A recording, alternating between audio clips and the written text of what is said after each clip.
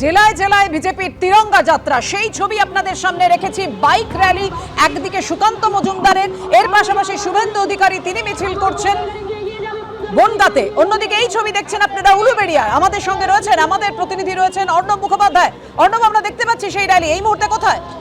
দেখো, ফুলেশ্বর থেকে শুরু হয়েছে মিছিল, উলুবেড়িয়ার ভেতর দিয়ে এসে এখন উলুবেড়িয়া হাই রোড ধরেছে এবং ধরে সেই মিছিল কিন্তু যাচ্ছে আবার ফুলেশ্বরের দিকে। এই মুহূর্তে হাই রোড ধরে এই মিছিল যাচ্ছে উলুবেড়িয়ার ওপর দিয়ে। তোমাকে দেখিয়ে দেবো যে সুকান্ত মজুমদার তিনি রয়েছেন একদম সামনে এবং তিরঙ্গা যাত্রা অপারেশন সিঁদুর, সেই সিঁদুরের সাফল্যকে সামনে রেখে ভারতীয় সেনার প্রতি শ্রদ্ধা জানিয়ে আজকে এই অপারেশন সিঁদুরের প্রতি শ্রদ্ধা জানিয়ে এই তিরঙ্গা যাত্রা বিজেপির, এবং সেই তিরঙ্গা যাত্রা এই মুহূর্তে হাই রোডে আমরা দেখতে পাচ্ছি যে জাতীয় পতাকাই রয়েছে, কোনো দলীয় পতাকা নেই। এবং সামনেই তোমাকে দেখিয়ে দেবো যে সুকান্ত মজুমদার তিনি রয়েছেন এবং সুকান্ত মজুমদারের সঙ্গে বিজেপির যারা কর্মীরা রয়েছেন, নেতারা রয়েছেন, তারা রয়েছেন। কিন্তু বিজেপির কোনো দলীয় পতাকা নেই, জাতীয় পতাকা নিয়েই এই মিছিল হচ্ছে।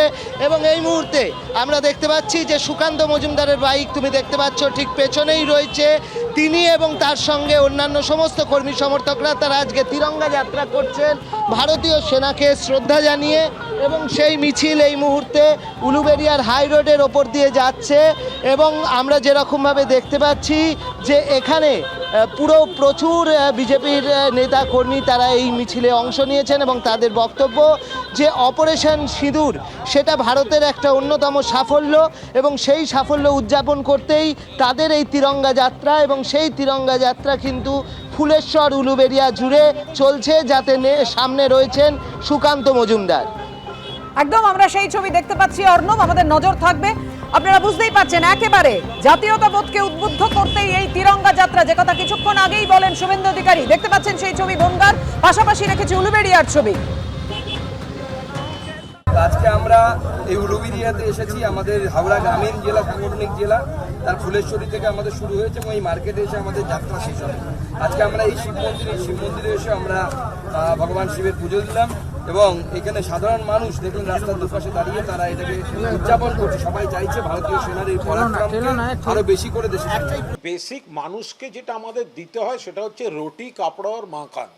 তার জীবনযাত্রাটাকে ঠিক রাখা, তাকে আর্থিকভাবে, সামাজিকভাবে, পরিবেশগতভাবে সুরক্ষিত রাখা, সসম্মানে রাখা। তো সেটাই তো বিজেপি করছে না। একটা পরিবারকে তার প্রাপ্য টাকা দিচ্ছে না, 100 দিনের টাকা দেয়নি, মমতা ব্যানার্জিকে দিতে হয়েছে। বাড়ি দেয়নি, মমতা ব্যানার্জিকে দিতে হয়েছে। বাংলার প্রাপ্য টাকা দিচ্ছে না। বিজেপি বাংলার জন্য, বাংলার মানুষের জন্য কোনো কাজ করে না। তারা শুধুমাত্র এই ধর্মীয় উস্কানি, ভেদাভেদ এসবের উপর আছে।